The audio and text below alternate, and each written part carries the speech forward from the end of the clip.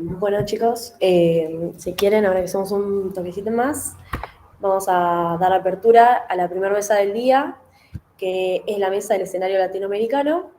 Y como la primera mesa va a ser el primer expositor, Lucas Castiglioni, que va a empezar con la deuda argentina en el marco de la crisis del coronavirus y sobre el endeudamiento mundial. Le dejo la palabra. Bien, bueno, muchas gracias y felicitaciones por el espacio del Congreso. Lo estuve siguiendo, así que felicitaciones. Empiezo con una pequeña presentación. Lo que voy a compartir ahora es una actualización del escrito, porque como se imaginarán, hay dinámicas propias y urgencias del tema en cuestión. Es principalmente a lo que hace al aspecto argentino en la negociación internacional. La ponencia va a estar dividida en dos partes, una segunda parte que va a estar subdividida a sí mismo, que vamos a hablar de la crisis y el sobreendeudamiento en general, y por otro lado, la situación argentina, del endeudamiento argentino y los distintos frentes de negociación. En este sentido quería comentar que la ponencia viene a cuenta de un proyecto de investigación no institucional, sería, porque si bien hay trabajos que los venimos dando de forma sí institucional, lo fuimos publicando junto a Francisco Cantamuto, que es doctor en Flaxo, México, y con quien venimos trabajando en diferentes publicaciones, y bueno, sí, más un marco institucional dentro de Claxo y diferentes proyectos, incluyendo el de doctorado. Pero bueno, no quería dejar de resaltar esto. El primer punto sobre el cual quería hacer hincapié es sobre la situación de crisis. Yo voy a ser bien concreto en esto, desde dónde lo pienso y cómo lo abordamos al tema, es la dimensión del momento en el que estamos viviendo, un momento de crisis mundial, ¿sí? Que con diferentes indicadores podemos dar termómetros, pueden ser termómetros de ese momento de crisis. Ahí puse algunos en la Disculpa, ponencia. Lucas, que te corte, Sí, pero se ve la pantalla en negro, si es que estás se escuchando. congeló. A ver, ahí, perdón, ahí vuelvo a compartir. Sí, cuando se bloquea, díganme si se ve. Ahí se ven los numeritos, ¿sí? Se ve perfecto, sí, sí. Bien. No, les decía, indicadores que forman a modo de termómetros, los últimos informes de la actualización del informe WEO, del FMI, el Banco Mundial, hablando de la dimensión histórica de la crisis, con reflejos del 2020, ¿no? Por la pandemia, la caída de 3 puntos, además la crisis que más países involucró en términos de recesión, caída del comercio mundial, esto lo registra el OMC, de los flujos de inversiones, pasamos ya veníamos en un flujo de inversión extranjera directa realmente bajos si los comparamos con los periodos pre-crisis 2007-2008, acá estuvimos rompiendo los 999 mil millones de dólares en el año 2020, y este dato de la OIT me parece que es relevante porque contempla las horas trabajadas full time como un indicador.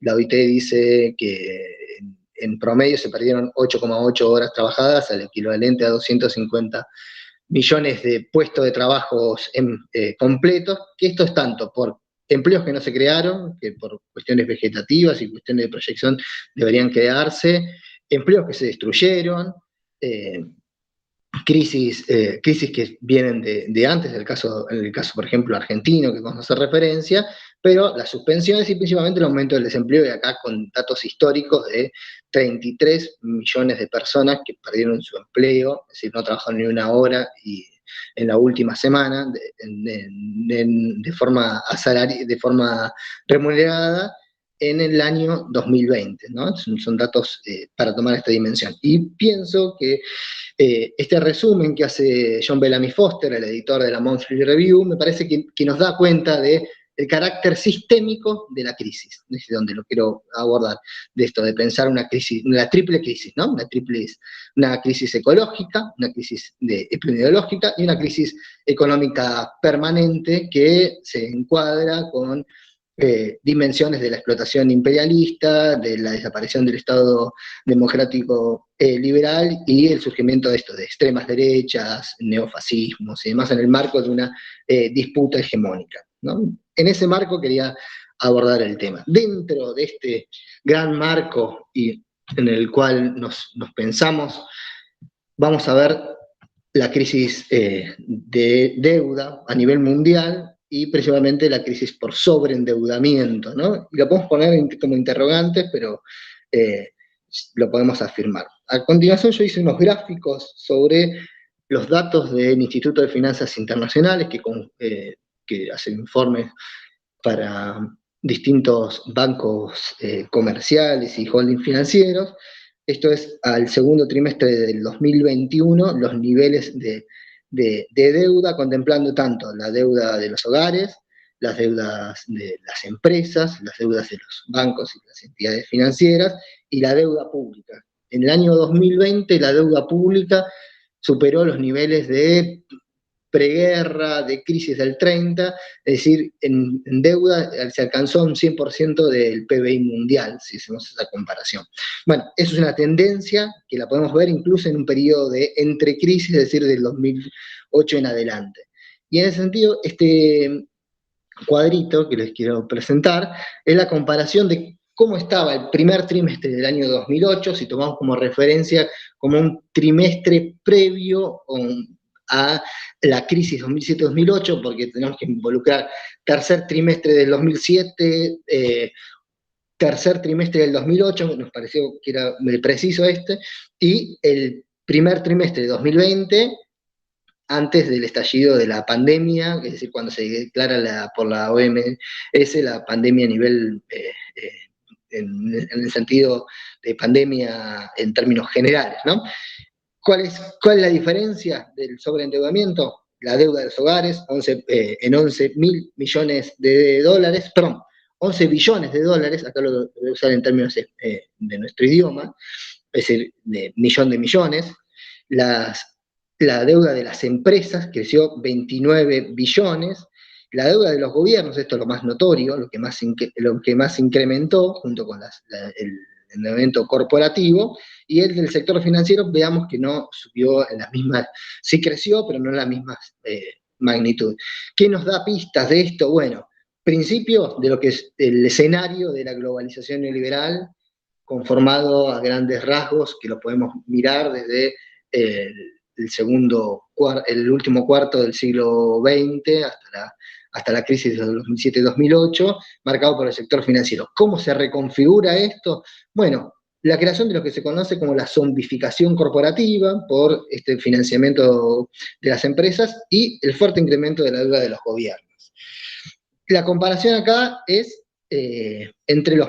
lo puse entre comillas porque es la calificación que usa también el monitor de deuda global, entre los mercados maduros y los mercados emergentes, notorio el sobreendeudamiento en estos mercados maduros, pero veamos ahí el peso que van a tener también las deudas de los gobiernos, ¿sí? Esto después en la ponencia escrita, y lo quería mostrar para pensar el periodo de entrecrisis, que consideramos, y acá hay parte de una discusión es válido analizarlo, incluso no solamente en términos de deuda, sino también en términos de pensar la economía mundial, un periodo de entrecrisis del 2007-2008 al 2020 y un periodo abierto con la pandemia. Bueno, ¿qué pasó trimestre a trimestre en estos años?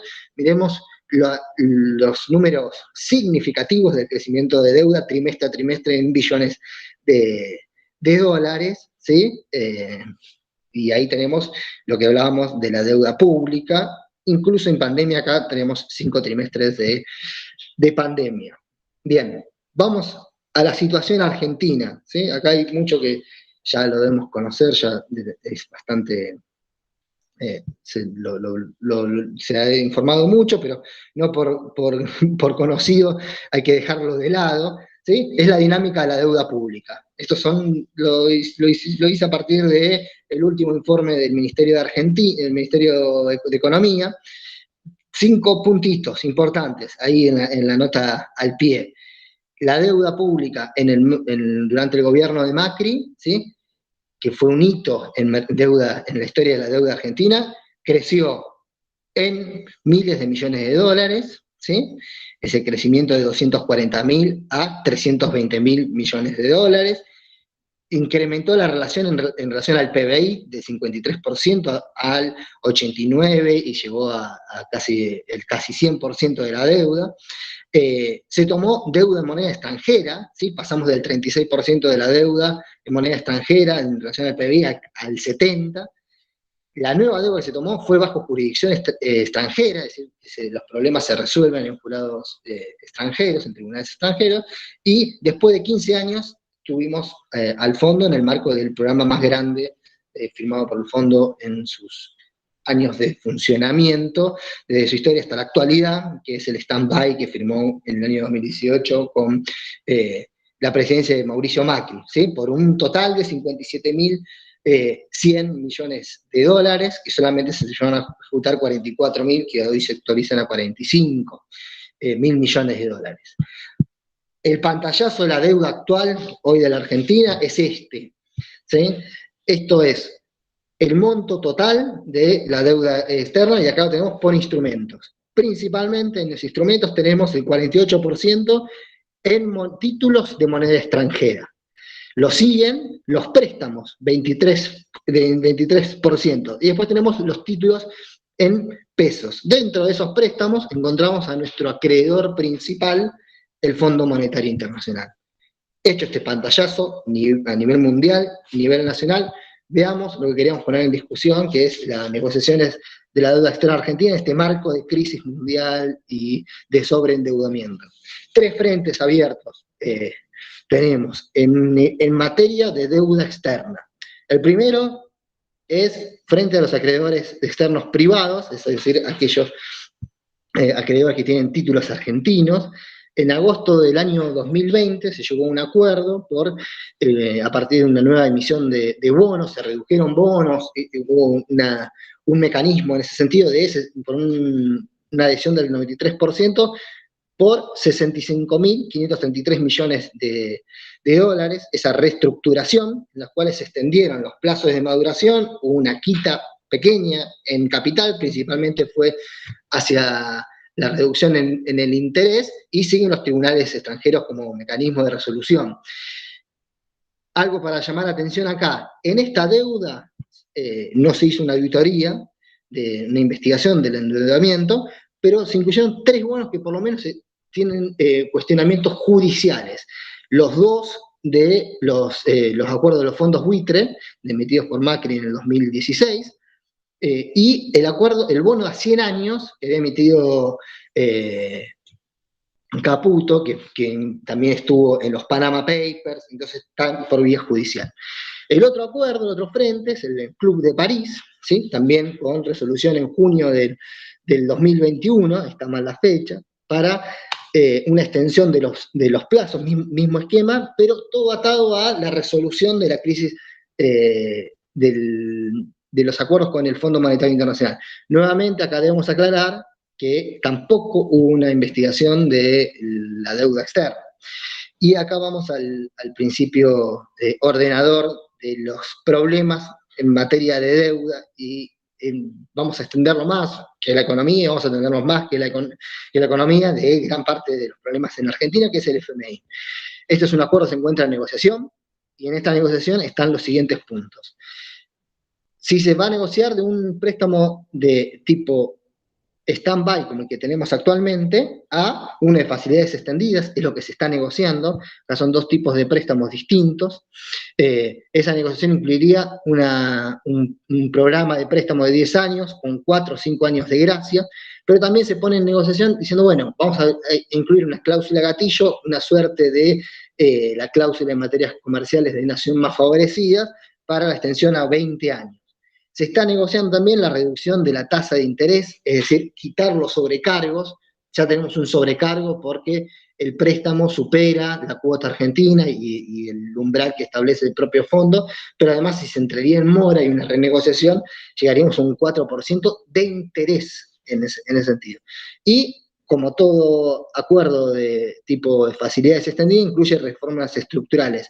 Esto según lo que trascendió en distintos medios, en la ponencia ir detallando qué medios, 2 puntos se están actualmente poniendo en cuestionamiento. Uno es reformas impositivas, el otro son las reformas en el mercado laboral y todo lo que conlleva, además de las cuestiones cambiarias y monetarias, la brecha cambiaria, y ni que hablar la inflación. También debemos incluir, no existió instancias de auditoría.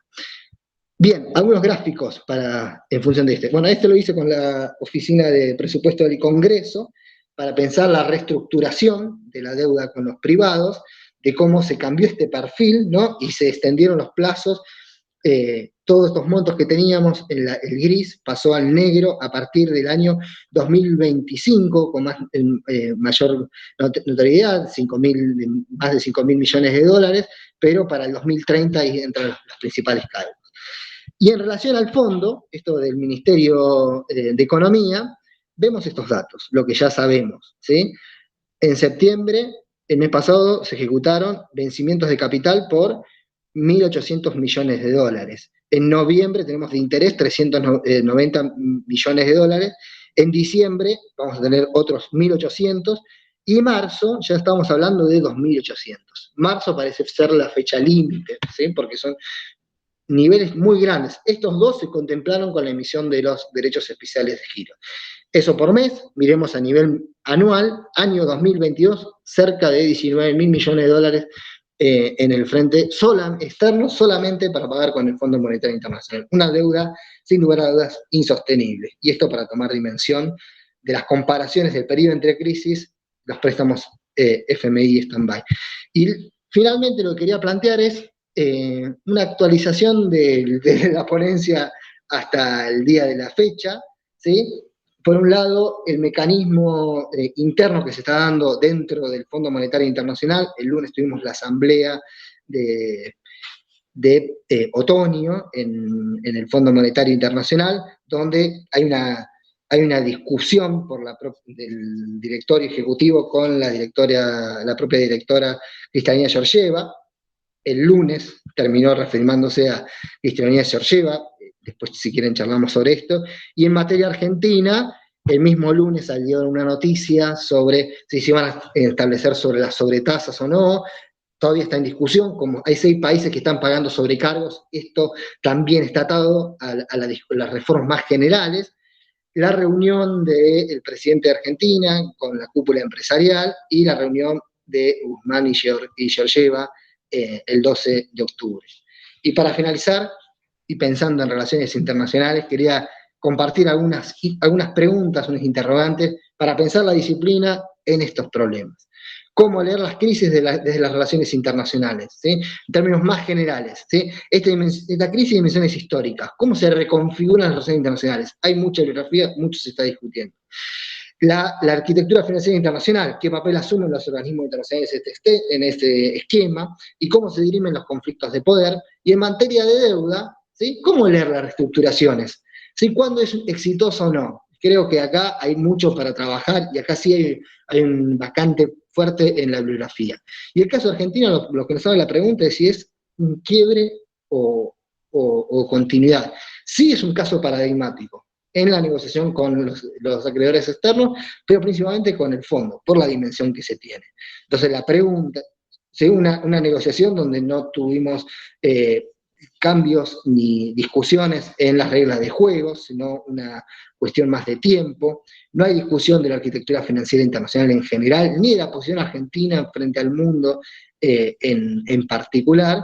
Y por otro lado, no se llevaban a cabo estas instancias de investigación, ni iniciativas como el Club de Deudores. Creo que acá además el punto de la dimensión histórica de la deuda también debe ser involucrado. Entonces, para pensar las relaciones internacionales en estos temas, es pensar qué elementos sistémicos, económicos, geopolíticos, políticos, diplomáticos y sociales se ponen en juego en crisis de deuda y en las negociaciones. Es una pregunta que quería compartirles para pensar en términos más generales.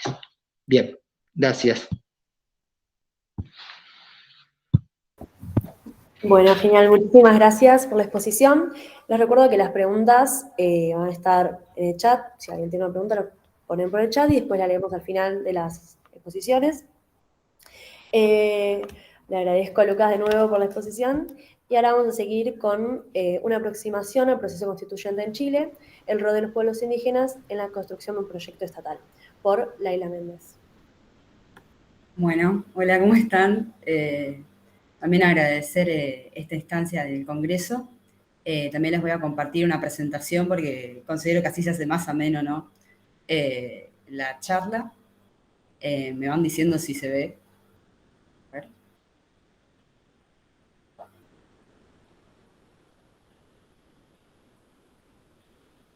¿Ya? Ahí se ve. Sí, se ve. Perfecto, qué bien. Bueno, mi tema entonces es una aproximación al proceso constituyente en Chile, el rol de los pueblos indígenas en la construcción del proyecto estatal. Para entender entonces el actual proceso, creo que es importante tener en cuenta las causas estructurales que van a llevar al estallido social que se dio en 2019, y eso reside también en cuanto al modelo económico de Chile. Y vamos a hacer entonces algunas precisiones generales sobre el modelo económico de Chile. En el modelo económico de Chile vemos que desde los 90 hay una profundización de la liberación de la economía. Chile es uno de los países que tiene más acuerdos comerciales de la región, particularmente tiene una preponderancia de los acuerdos de libre comercio establecidos de manera bilateral. A su vez tiene barreras arancelarias y no arancelarias relativamente bajas, primer país de América del Sur, entonces en unirse a la OCDE en el 2010, el Banco Mundial, si tomamos el periodo del 2010 al 2019, observa un crecimiento del PBI del 40%. Otro punto también es una proyección que hace el FMI, en la cual proyecta que para 2022 Chile va a ser el primer país de América del Sur, segundo América Latina, en alcanzar un PBI per cápita de $33.000. Entonces, con estos indicadores y estas primeras aproximaciones, es que se termina de explicar la sorpresa, ¿no?, del estallido social en Chile, que podemos ver que distintos portales de noticias también expresaban esto. ¿Por qué explota el país tranquilo de Sudamérica? Las claves de una crisis que sorprende al mundo. Y una de las preguntas centrales de mi trabajo es también esto de, ¿fue realmente una sorpresa? ¿Qué tomamos como sorpresa? ¿Es realmente una sorpresa que estalle un Estado como Chile, que era percibido como el alumno ejemplar de América Latina? Las anteriores precisiones y percepciones sobre una economía líder, juzgo yo que están carentes de el inherente carácter social que tiene la economía, y una de las deudas más importantes de la región de América Latina es el tema de la desigualdad, y en Chile particularmente adquiere una relevancia que ahora vamos a ver. El coeficiente de Gini es una de las herramientas más utilizadas, ¿no?, en medir la desigualdad. Es un índice que se mide desde el 0 al 1, mientras más cercano al 0, más se entiende que hay una igualdad, tanto en distribución de ingresos. Y recordando que en el periodo que habíamos hablado del 2010 al 2019 hay un crecimiento del 40% del PBI, para 2019 tenemos un coeficiente de Gini que llega al 0,47. Se corona a su vez Chile como el país más desigual de la OCDE, y es importante también este dato de que se toma el coeficiente de Gini 0,5 previo a la intervención del gobierno en lo que es la redistribución, los impuestos, y en un país promedio de la OCDE el Gini cae 15 puntos tras la intervención del sistema tributario. Un reporte del Banco Mundial sobre la reforma tributaria de Chile, 2014, que también señala ahí, habla sobre la concentración de la riqueza. El 1% de la población más rica concentraba el 33% de los ingresos nacionales. Esto también nos habla de esta proyección que hace el FMI de $33.000 de PIB per cápita, que no contempla esto justamente, ¿no?, que no contempla la concentración de la riqueza y las desigualdades que están hacia adentro de esta economía, y que son ya parte de su modelo económico. A su vez, hablando del aspecto político en Chile, parece importante también destacar las elecciones en Chile del 2017, en las que resulta ganadora la fórmula de Piñera.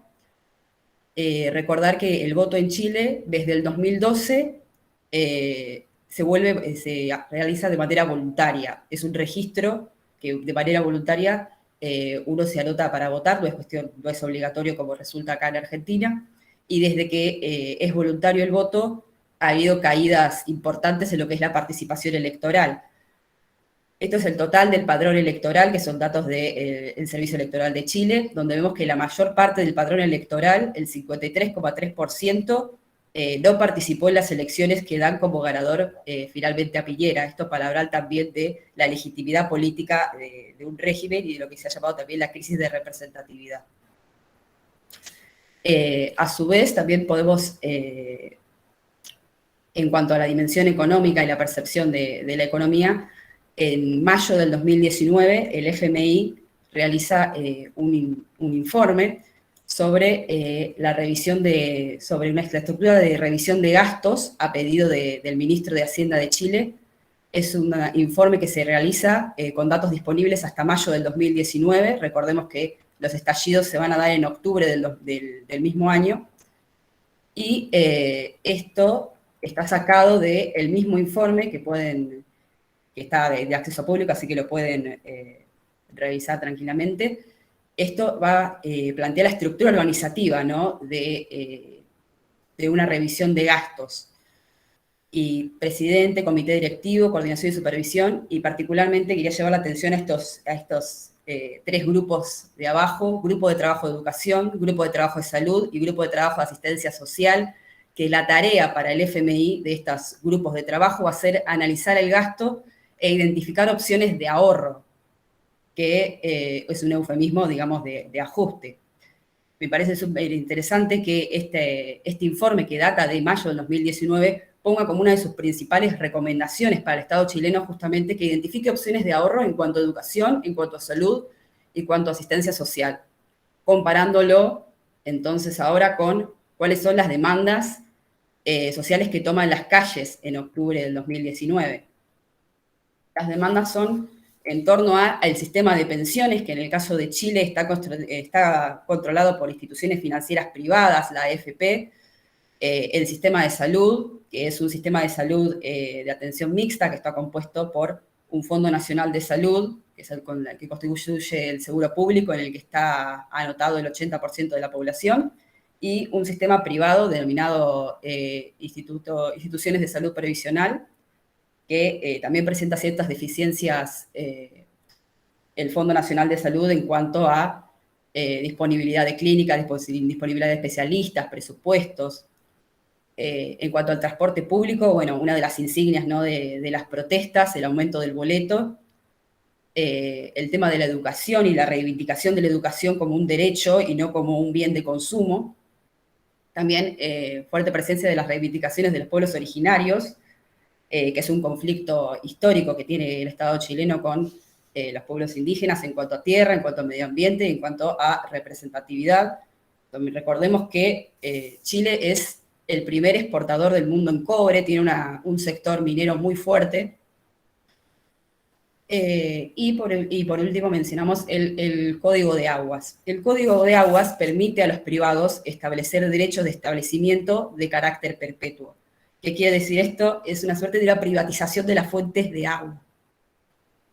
Estas son entonces las principales demandas que movilizan a la población. Recordemos entonces, vuelvo rápidamente, las sugerencias del FMI, que son la identificación de las opciones de ahorro, de educación, en salud y en asistencia social. Bueno, en cuanto a las protestas que se van a desarrollar en todo el mes de octubre, un poco noviembre, vemos informes de la Amnistía Internacional. Estos son datos recopilados por la Amnistía Internacional con la ayuda del Instituto Nacional de Derechos Humanos en Chile, en el que se observa denuncias a la Fiscalía Nacional, más de 4.000 denuncias para la Fiscalía Nacional, lesiones por armas de fuego, que superan las 1.000, son en concreto 1980, las querellas judiciales, que son 1.264, y las lesiones oculares, 347, que también se vuelven un símbolo de las protestas, particularmente las lesiones oculares ocurridas cuando los carabineros, las Fuerzas Armadas en Chile disparan desde una distancia corta a los manifestantes, y Amnistía Internacional, al recopilar esta información, hace un análisis en el que concluye que estos no son hechos aislados, sino que forman parte de un patrón constante, y fue responsabilidad del Estado. Que este fue el resultado entonces de la declaración de estado de emergencia y los ejércitos en las calles. Esa fue la respuesta estatal. Finalmente, entonces, en noviembre del 2019 se va a lograr un acuerdo entre la oposición y el gobierno, se va a realizar un plebiscito nacional que tenía fecha en abril del 2020, que por supuesto fue retrasado por la emergencia de la pandemia del COVID-19. Se va a realizar finalmente el 25 de octubre del 2020 y va a constar de estas dos preguntas, que son las preguntas, ¿no? ¿Quiere usted una nueva constitución? Y en caso de la afirmativa, ¿qué tipo de órgano debe redactar esta nueva constitución? Particularmente también es importante mencionar que el plebiscito nacional cuenta con el índice de mayor participación del padrón electoral desde la vuelta de la democracia. Entonces, vemos que un 78,28%, una determinante de victoria, ¿no?, de las protestas y de las protestas por una nueva constitución, y en particular sobre el tipo de órgano que debe de redactar la nueva constitución.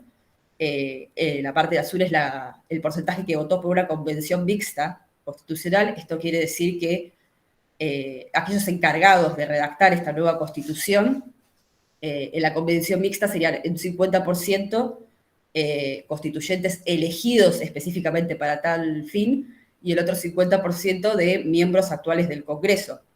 Bueno, lo que termina ganando también de manera contundente es una convención constitucional en la que el 100% de sus miembros, de los constituyentes, van a ser elegidos en unas nuevas elecciones, y van a ser elegidos específicamente para tal fin.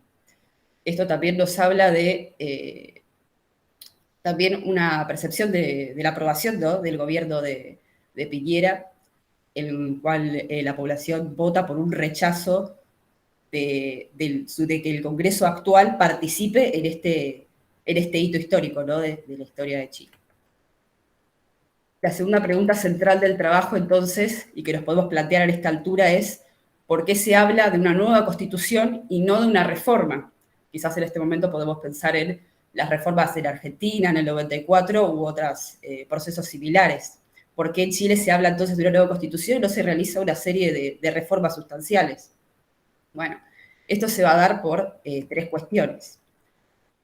Primero que nada, considero la legitimidad. El origen de la Constitución actual de Chile data de 1980, data de la dictadura militar de Pinochet, que fue aprobada mediante un plebiscito en un acto electoral que carece de padrón electoral. Entonces no tiene una cuenta con una legitimidad política que pueda ser sostenible en el tiempo. Como dato curioso también, promulgada el 11 de septiembre de 1980, 11 de septiembre, aniversario entonces del golpe de Estado a Allende.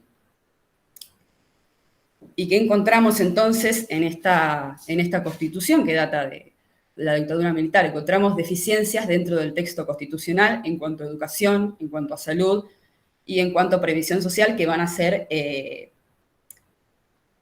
el origen, ¿no?, de las demandas sociales y del estallido. Particularmente, en la Constitución chilena tiene un lenguaje muy ambiguo sobre estos derechos.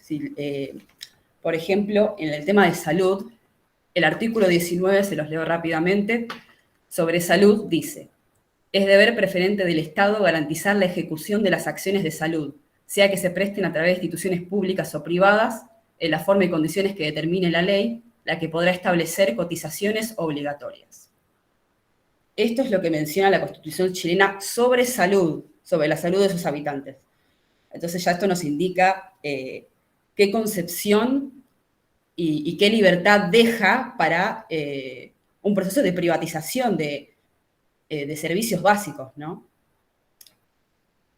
Y esto no quiere decir que no haya habido reformas ya desde el 1980 hasta la actualidad, pero lo que sí encontramos son obstáculos, el tercer punto, a cambios sustanciales y a la participación ciudadana en estos cambios, recordando que fue concebida en otro contexto, donde no se buscaba precisamente una democracia más directa, estaban en plena dictadura, y tampoco se buscaban alentar mecanismos de participación. Particularmente, la Constitución chilena establece medidas bastante exigentes en cuanto a quórum. Para reformar la Carta Magna hablamos de quórums de 2/3 a 3/5, dado el caso. Entonces es por estas tres cuestiones que se hace difícil sostener la Constitución, y no solo sostenerla, sino a su vez reformarla. Y es por esto que se ve que la única salida fue arrancar con una hoja en blanco, literalmente, con una nueva Constitución.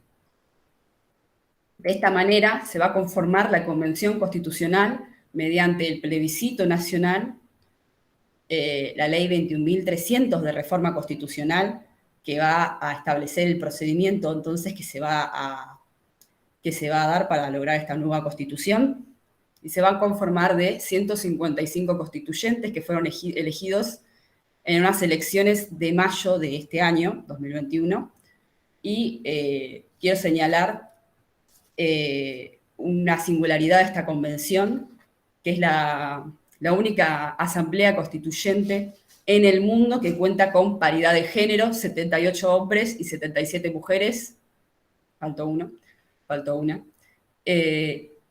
y 17 escaños reservados a pueblos indígenas. Estos no fueron medidas arbitrarias, sino que fueron propuestas que se llevaron al seno del Congreso chileno, aprobadas, y esto ya nos habla de una nueva perspectiva, ¿no?, innovadora en materia de legislación para Chile, que habla ya de perspectiva de género y de una representatividad de los pueblos indígenas que conforman un sector bastante importante de Chile, y con el cual Chile todavía tiene una deuda muy importante.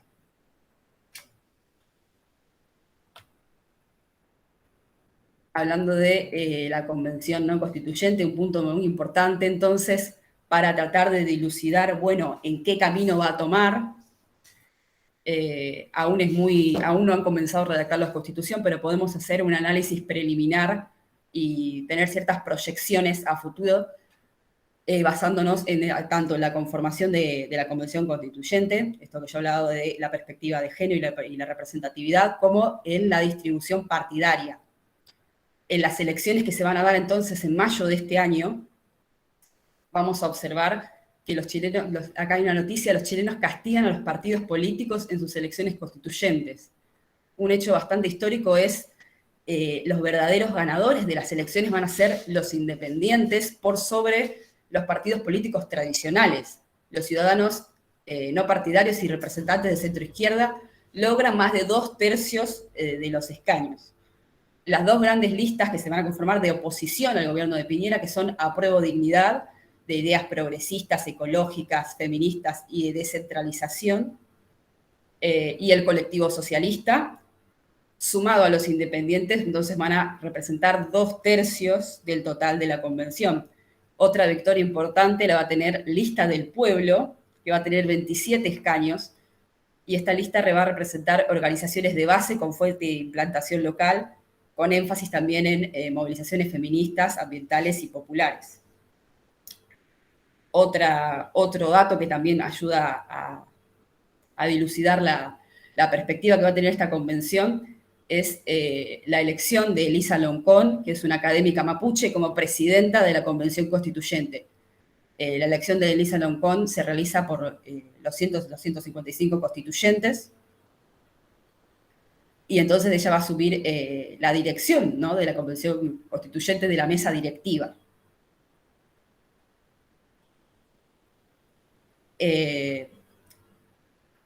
va a estar conformada entonces la Convención Constituyente por 7 comisiones, que son las comisiones definitivas, son estas,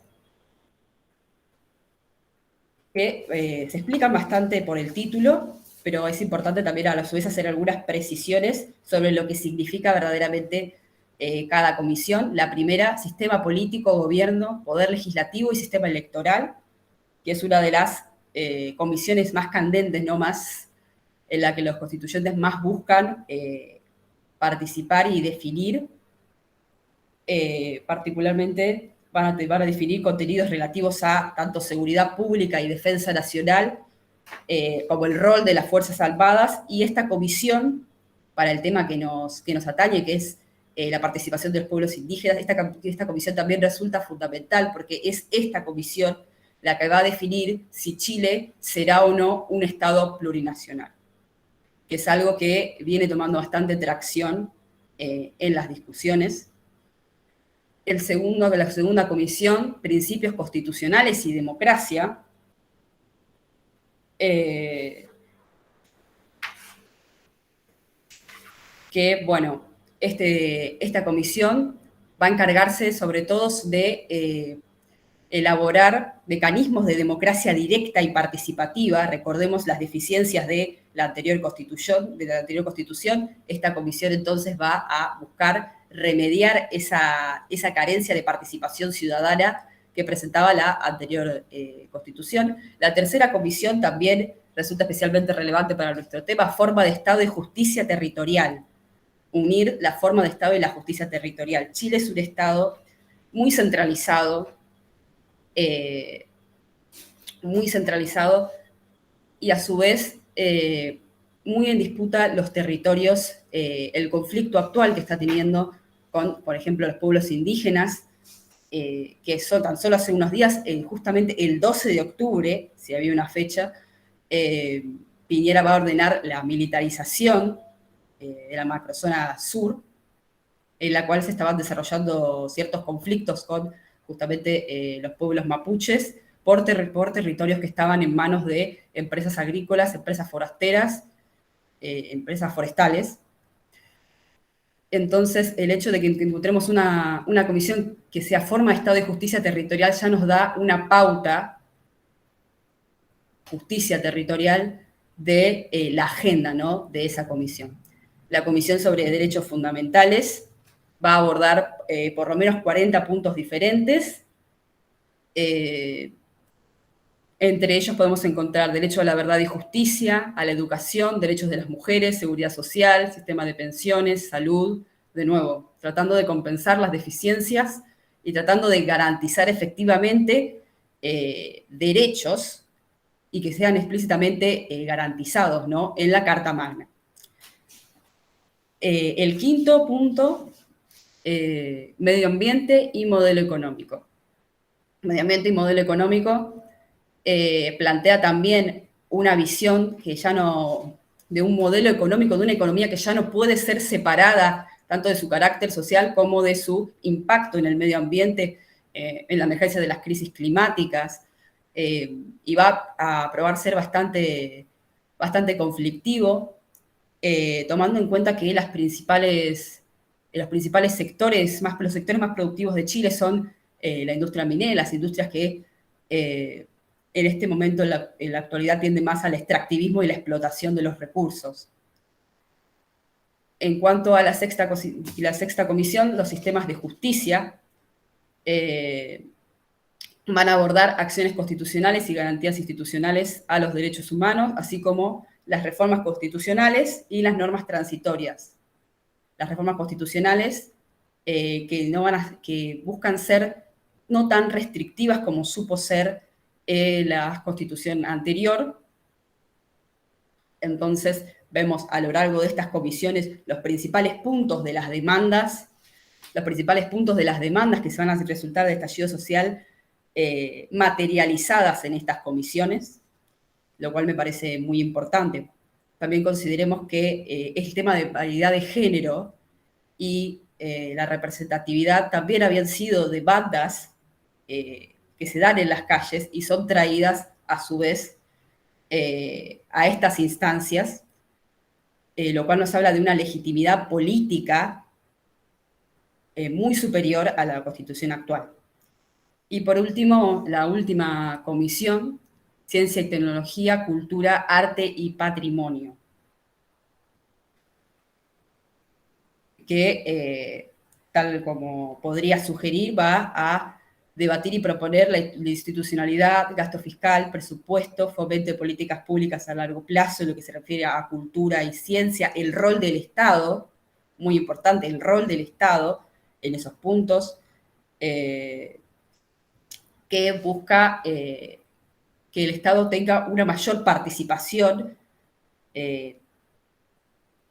tanto como garante, ¿no?, de estos derechos. Entonces, recordando las preguntas que habían surgido en cuanto a la realización de este trabajo, ¿fue realmente una sorpresa lo que ocurrió en Chile? Si mirábamos no solo los indicadores económicos de entidades financieras internacionales, sino mirábamos los indicadores de desigualdad, mirábamos estas dificultades de la reforma de la Constitución, la legitimidad política con la que asume Piñera, que por cierto ahora tiene una aprobación que no supera el 9%, también considerando la profundización, ¿no?, del conflicto mapuche que se está desarrollando al día de hoy. Yo considero que no fue realmente una sorpresa, sino una falta de una adecuada lectura de la situación que también se dio por parte del gobierno de turno, que juzgó que era el momento de continuar con un programa de ajustes en medio de un caldo de cultivo que iba a fomentar este estallido. Como conclusión, entonces, el actual proceso constituyente en Chile tiene lugar como consecuencia de deficiencias estructurales emanadas de la Constitución y los fracasados esfuerzos por reformarla en profundidad. Esto acompañado con un modelo económico que restringe el acceso a los servicios públicos, que ignora en gran medida la desigualdad que provocaba, más interesado entonces en la imagen, ¿no?, la percepción de Chile como el ejemplo a seguir para América Latina. Piñera, a principios del año de 2019, en una entrevista decía: en medio de esta América Latina convulsionada, vemos en Chile un verdadero oasis. De esto es con lo que hablo cuando hablo de una falta de una lectura profunda, ¿no?, de la realidad que estaba atravesando el país. Este estallido entonces no se va a contentar con reformas superficiales, si bien inicia, en cierto sentido, por el aumento del boleto, no acaba cuando Piñera decide retirar ese aumento, sino que se profundiza porque demanda cambios estructurales, y si bien aún no se ha comenzado con la redacción de este nuevo texto constitucional, se comienza a redactar, estamos a viernes 15, el lunes 18 se comienza a redactar esta Constitución. Son sus representantes electos y las comisiones formadas en consecuencia lo que nos dejan entrever los posibles desenlaces de estas demandas sociales, económicas y políticas. Como cierre, a mí me gusta terminar siempre con alguna frase porque siento que es lo que más a uno más le queda, y quería, en un cierto clima aún de incertidumbre, pese a un análisis preliminar que podamos hacer del camino que se está siguiendo en Chile, lo único seguro, dice Elisa Loncón, la académica mapuche, presidenta actual de la Convención Constituyente, es que Chile ya no volverá a ser como antes. Muchas gracias. Genial, muchísimas gracias por la exposición. De nuevo repito, las preguntas van a estar en el chat. Y ahora vamos a pasar a la exposición de la relación entre Colombia de Uribe y la Venezuela de Chávez por Ignacio Barrera. Buenos días. En principio, agradecer a los organizadores, tanto a Mirada Internacional como a la Facultad de Ciencias Humanas por generar este espacio. Decir que esta ponencia se corresponde a mi tesis de grado, la licenciatura en Relaciones Internacionales, que de una vez por todas he podido presentar este mes que ha pasado. Así que, en este sentido, agradecer a quien la dirige, al profesor Mastropierro, tanto como a la codirectora que se encuentra presente en este Meet, Ana Taborga, así que les quiero agradecer especialmente por esta posibilidad, por este trabajo y por siempre estar a predisposición para realizarlo. La tesis estudia los sucesos acontecidos durante el 2010, desde la ruptura hasta el restablecimiento de relaciones diplomáticas entre la República de Colombia y la República Bolivariana de Venezuela. Estamos hablando de entre el 22 de junio de 2010 y 19 días desde que se da esta ruptura de relaciones de máxima tensión en la región. Y la primera pregunta que surge es, bueno, ¿por qué surge la inquietud de desarrollar una tesis de este tipo, de corte histórico? Y bueno, tiene que ver por la intervención que tuvieron los organismos internacionales y particularmente el gobierno argentino y la Secretaría General del UNASUR con Néstor Kirchner en la recomposición de estas relaciones. En este sentido, esta ponencia va a estar estructurada mencionando en primera instancia las características principales del sistema internacional en los primeros 10 años del siglo. En segunda instancia, que así es también como está estructurada la tesis, se van a plantear algunos puntos salientes en lo que tiene que ver también con el primer decenio del siglo, pero en el plano bilateral entre Colombia y Venezuela, aspectos económicos, los que he denominado sociopolíticos y aspectos militares. El capítulo 3, a los efectos de esta ponencia, va a ser salteado por la brevedad del tiempo, que tiene que ver con aunque voy a hacer alguna mención, que tiene que ver con las condiciones internas en cada uno de los estados, y el capítulo 4, que es el más extenso, es donde se da la cronología de los hechos durante el año 2010, bueno, con obviamente la ruptura y el restablecimiento de las relaciones.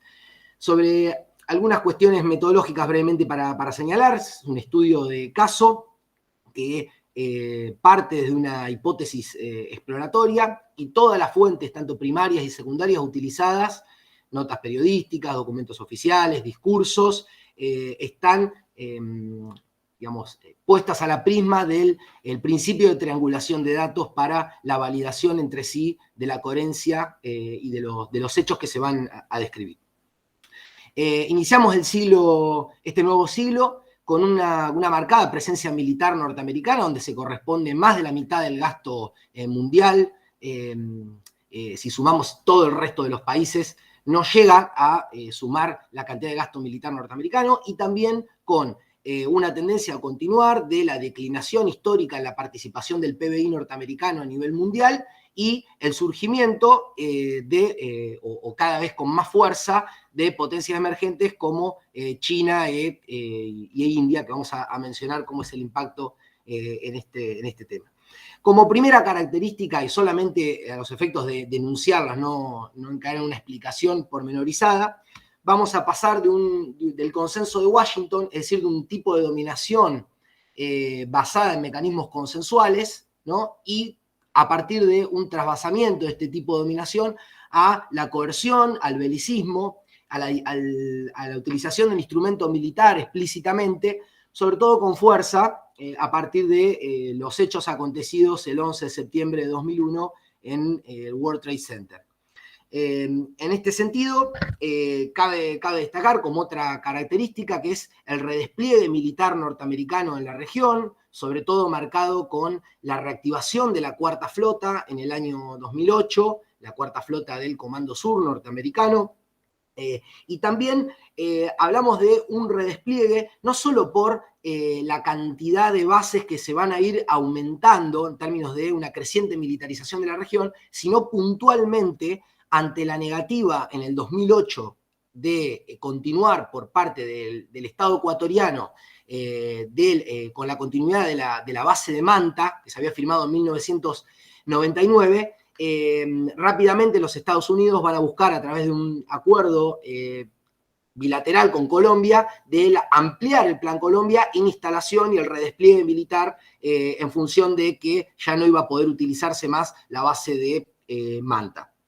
Asimismo, en esta primera década vamos a ver el surgimiento de lo que se han autodenominado como gobiernos progresistas, que van a buscar margen de autonomía con los Estados Unidos, y se van a dar la creación y el desarrollo de una nueva institucionalidad que permite la integración del Cono Sur, fundamentalmente la UNASUR, pero también la CELAC, algo que vamos a analizar brevemente.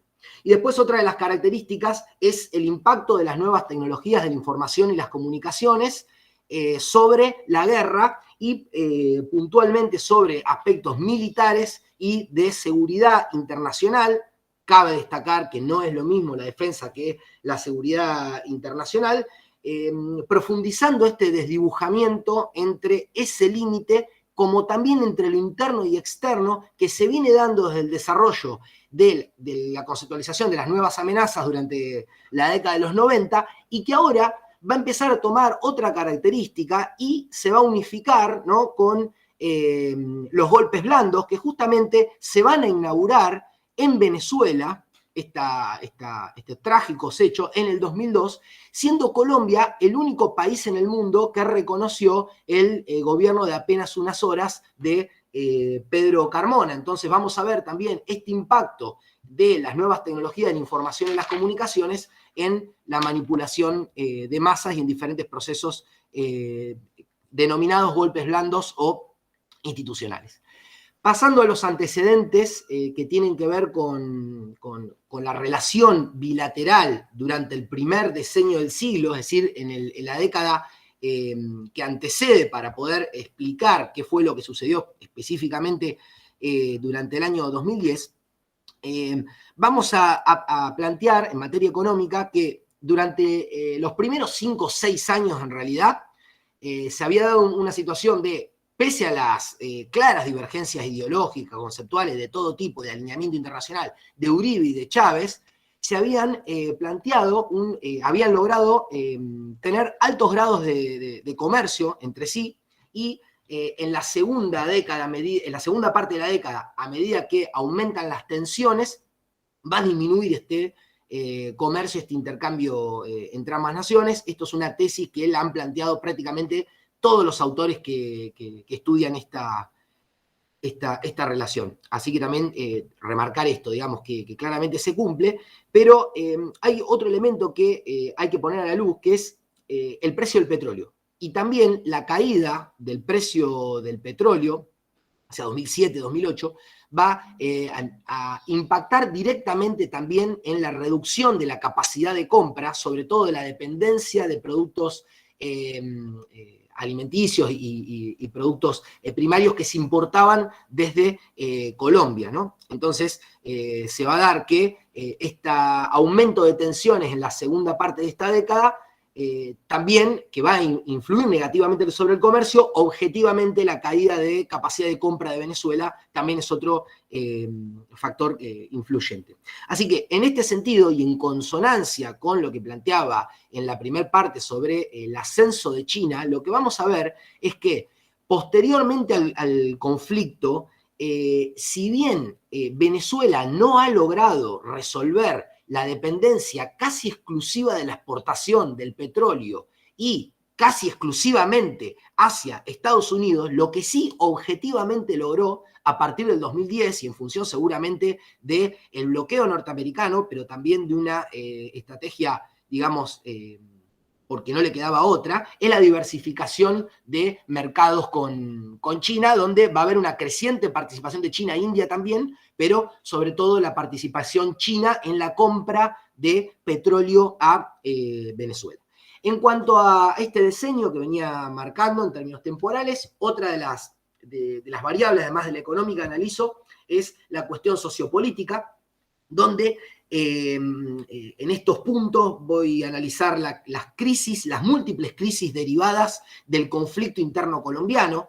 Solamente las voy a nombrar, esto ameritaría otra ponencia específicamente sobre este tema, pero sería interesante nombrarlas, ¿no? Y sobre todo, insisto, en lo que tiene que ver con esta relación bilateral, que es el caso Ballestas, el golpe blando contra Venezuela, el caso de Rodrigo Granda, los acuerdos humanitarios donde intervenía Piedad Córdoba, también con el mismísimo Hugo Chávez, instando a la guerrilla a la deposición de las armas y generar este acuerdo humanitario, como también el icónico hecho de la masacre de Táchira, donde había un gobernador opositor al chavismo que reclamaba la intervención de Colombia en Táchira en el momento donde se había dado este asesinato de un club de fútbol que estaba ahí en ese momento.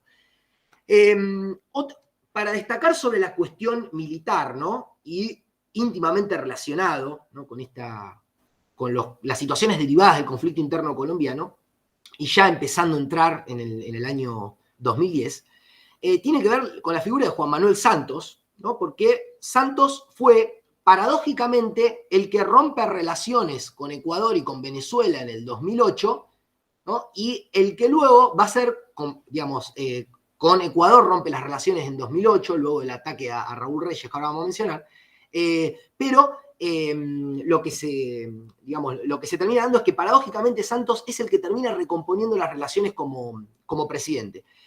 Santos fue el que dirigió tanto la Operación Jaque, que fue la que recuperó a Ingrid Betancourt sin disparar ni un solo tiro, lo que lo posicionó muy bien ante la opinión pública de su país, y también por otra parte lo que fue la Operación Fénix, que es la que mencionaba, donde hay un ataque por parte del Estado colombiano con armamento, tecnología norteamericana, hacia el Estado de Ecuador. De manera inconsulta se da un ataque para, pues supuestamente la guerrilla estaba movilizándose de ese lado, escondiéndose del lado de la frontera ecuatoriana. Entonces en esa persecución fue donde se los bombardea, y ahí no solo se termina con la vida de Reyes y guerrilleros, sino de estudiantes de la Universidad Autónoma de México, generando un conflicto también internacional que por el tiempo de la exposición no viene al caso mencionar.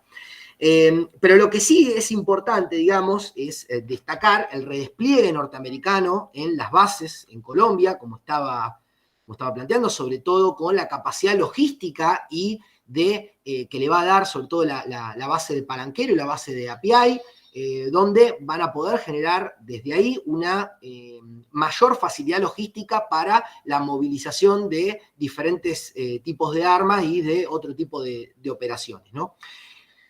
También lo que vamos a ver, y en este caso, es que en Colombia lo que se va a ver es la exportación de los mercados bélicos norteamericanos, así como si iba el complejo militar industrial norteamericano iba a utilizar, ¿no?, mercados de guerra como el generado en Afganistán posterior al 11S.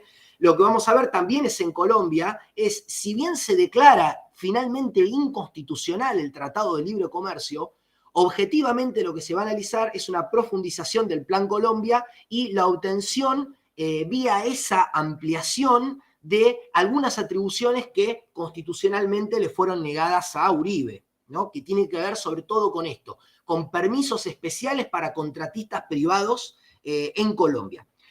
Así vamos a llegar casi al año 2010 para mencionar el 28 de agosto del 2009 se desarrolla la cumbre de UNASUR en Bariloche, una histórica cumbre, con Argentina como anfitriona, con un rol destacadísimo de Brasil y de Lula da Silva, donde en esa reunión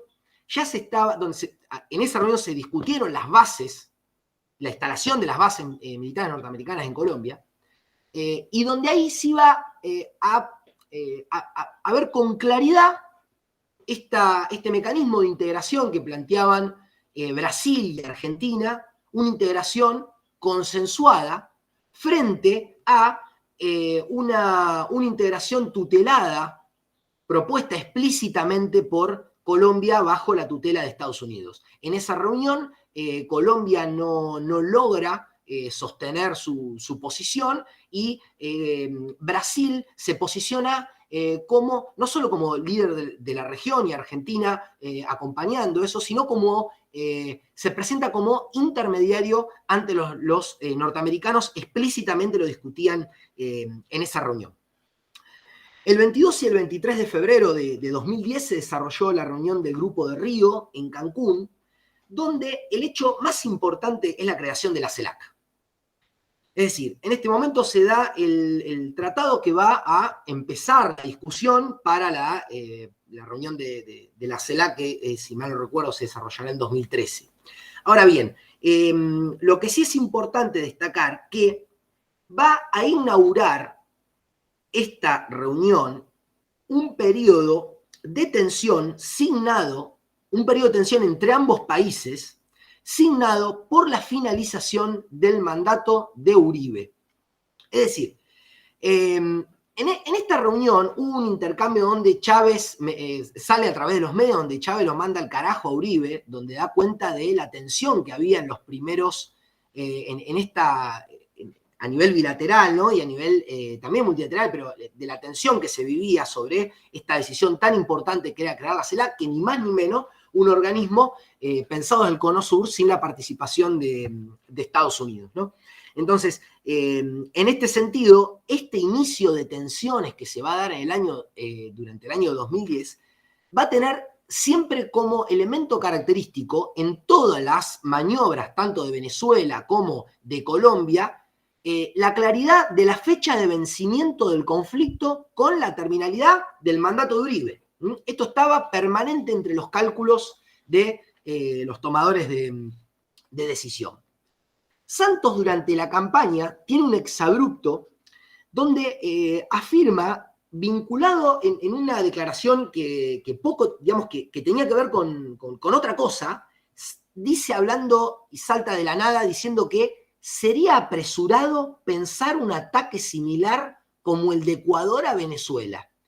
Por supuesto, ante esta tamaña provocación internacional en el medio de la campaña, Chávez le da una dura respuesta y días más tarde, ¿no? Seguramente Santos pensando en las elecciones, ¿no? con estas declaraciones y en su contexto doméstico, evidentemente le fue bien, porque el 20 de junio de 2010 sacó el 70% de los votos en la segunda vuelta, Juan Manuel Santos, un hombre con una formación anclada en la tercera vía y al decir de los autores que he estudiado de Puello Socarras y Bunturí, que han planteado que se pasa de un neoliberalismo ortodoxo, como el de Uribe, a un neoliberalismo heterodoxo.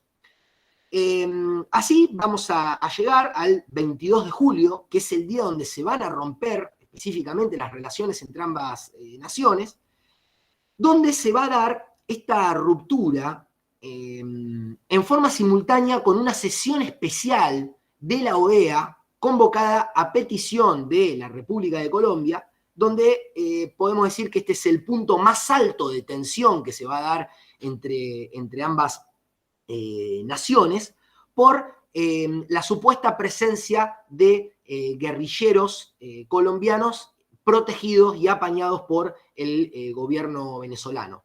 En esa reunión, el 22 de julio en la OEA, un debate muy, muy fuerte entre el embajador colombiano Hoyos y el embajador Chatterton de Venezuela, pero cabe destacar, bueno, entre ellos hubo un acuerdo que era importante, que solo coincidían en que había que tener mayor control en la frontera. Me pareció interesante porque es el único punto de acuerdo, ¿no?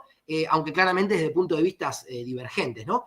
Pero lo que sí parece marcar es la debilidad que tenía para el Cono Sur la OEA en sí y la fortaleza que tomó para la posición colombiana, porque horas antes del inicio de esta sesión renuncia, curiosamente, el secretario de la OEA, que era el ecuatoriano Proaño, porque había recibido, y esto es lo que dice él públicamente, había recibido presiones por parte de su propio gobierno para bajar la sesión de la OEA. Él declara esto y favoreciendo claramente la posición colombiana y renuncia de la OEA. En forma simultánea a que se desarrolló esta reunión, Hugo Chávez, con la presencia simbólica de Diego Maradona, los invito a ver el video en YouTube, rompe relaciones con la República de Colombia, indicando también la movilización de tropas hacia la frontera, generando una escalada de tensión y bélica como pocas veces se vio en la región, aunque, insisto, estaba la fecha de vencimiento del mandato de Uribe para poner paños fríos en el asunto y estaba claro en todas las intervenciones que esto iba a desarrollarse. Tal fue así que ese mismo 22 de julio, en el discurso que dio Chávez para el rompimiento, hay un cambio en la orientación discursiva de acercamiento hacia Santos, ¿no? Ya tiende un puente para con Santos y empieza a hablar de el desquiciado de Uribe y que en realidad pone toda la responsabilidad de esta situación en un gobierno saliente que claramente, y comparto esto lo que plantea una de las autoras que estudiaba, Eudis, en 2012, que manifestaba esta intención de Uribe de buscar legitimar la situación de Chávez como negociador y como solucionador del conflicto una vez que él deponga el cargo, ¿no? Pero asimismo, como podemos ver también en el discurso de apertura de Santos, Uribe lo que buscaba era condicionar hacia adentro de Colombia también con esta radicalización en su accionar, tanto en algunas políticas domésticas, pero fundamentalmente con el alineamiento y la política exterior que venía llevando a cabo Colombia. Así que, sí, fue que en la OEA se originó el conflicto, en la UNASUR se solucionó. El 29 de julio se desarrolla una reunión de cancilleres en el marco de la UNASUR, sin la participación del secretario general, por petición de la delegación colombiana, donde, bueno, participaron los cancilleres de todas las naciones, buscando poner paños fríos a la situación y no logrando un comunicado conjunto. En este sentido, cabe destacar que el trabajo desarrollado por la UNASUR, como por Brasil y con Argentina, fue decisivo para la recomposición de estas relaciones. Así que entre el periodo que Santos estaba asumiendo, digamos, que había sido electo, digamos, hasta el momento donde asumió, y sobre todo cuando fue entre el 22 de julio, digamos, entre la tensión de la OEA hasta que se van a recomponer las relaciones, va a desarrollar una ronda de intercambio y de diálogo por toda nuestra América, tanto el canciller Maduro como Santos, donde se van a reunir con los diferentes presidentes para ir buscando apoyos a sus posicionamientos, digamos, ¿no? Así que bueno, en este sentido, y ya para ir finalizando, el 7 de agosto va a asumir Juan Manuel Santos, donde van a participar previo viaje por Venezuela y cumbre con los países del tercer mundo y el África, Brasil, Argentina, tanto las presidencias como el secretario general de la UNASUR, aunque Chávez no participó en la reunión de Asunción, y sí, por supuesto, se desarrollaría días más tarde el encuentro en el 10 de agosto, lo que se conoció como Tratado de Principios de Santa Marta, o Tratado de Santa Marta, que es la localidad donde se desarrolló este tratado entre Venezuela y Colombia para recomponer las relaciones diplomáticas entre ambas naciones, ¿no? Y para ir finalizando, y para ir cerrando, me gustaría marcar esto que venía diciendo, ¿no? Que claramente estaba en los cálculos de todos los quienes intervinieron en este conflicto, de la finalización del mandato de Uribe, es decir, que este era un conflicto con fecha de vencimiento. Sin embargo, eso generó una tensión como pocas veces vista, con movilización de tropa entre países en la región. Asimismo también utilizo en el trabajo, en la parte metodológica, una tipología de conflictos que fue puntualmente que habla sobre Venezuela y Colombia, de Gravendorf en 1982 escribió. ¿Y por qué hago hincapié a esto? Porque es un conflicto bilateral que cambió sus características, ¿no? Podemos decir que desde siempre estuvo la cuestión de los recursos naturales, la importancia estratégica geopolítica de la región por esta presencia y sobre todo crecientemente el siglo XXI. También podemos decir que, y como mencionábamos, hay problemas de índole migratorio que tienen que ver sobre todo con el conflicto interno colombiano. Y también podemos hablar, ¿no?, que va a haber una territorialidad de nuevo tipo, ¿no?, a partir de la incorporación de la CENTIC y cómo se va a empezar a desarrollar el campo virtual también en la lucha política, en la lucha de la seguridad y la defensa, y cómo lo hemos visto, que han sido utilizadas estas tecnologías en ambos países y en diferentes conflictos puntuales, hechos puntuales. Y asimismo decir que, a diferencia de otras épocas históricas, este conflicto bilateral ha sido también un conflicto entre sistemas, porque claramente hay diferentes cosmovisiones, diferentes formas de ver el mundo, de alineamiento, como también ha sido un conflicto de hegemonía, porque se ha puesto en tensión a los norteamericanos y la influencia norteamericana en la región. Bueno, y para finalizar me gustaría decir una frase de Lenin, que es: salvo el poder, todo es ilusión. Muchas gracias. Bueno, genial, muchísimas gracias por la exposición.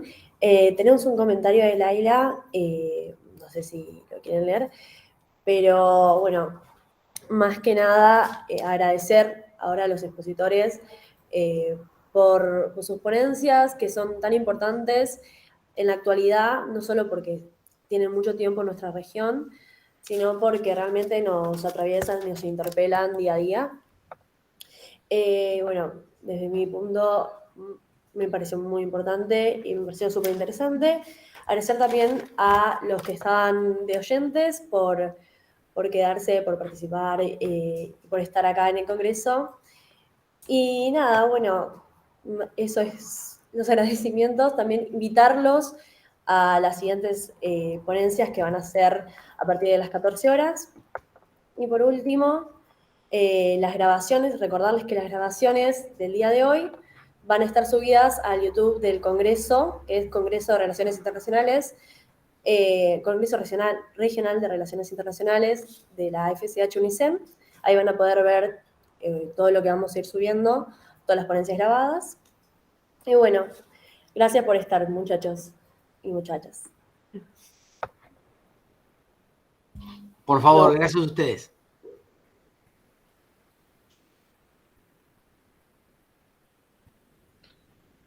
Bien, bueno, gracias. Suerte. Gracias.